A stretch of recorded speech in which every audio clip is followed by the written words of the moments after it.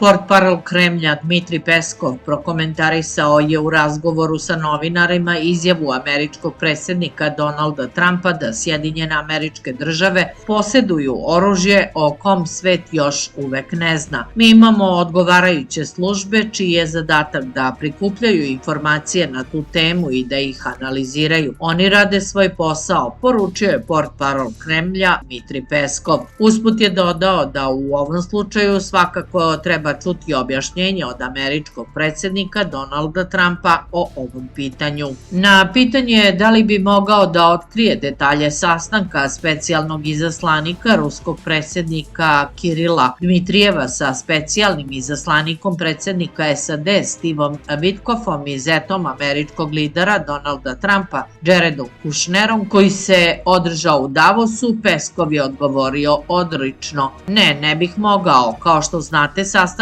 nije bio otvoren za javnost. Sva pitanja koja se tiču regulisanja ukrajinskog sukoba rešavaju se naravno u zatvorenom formatu, poručio je Dmitri Peskov. Što se tiče novog susreta ruskog predsjednika Vladimira Putina sa američkim predstavnicima, mediji će o svemu biti blagovremeno obavešteni, poručio je portparol Kremlja.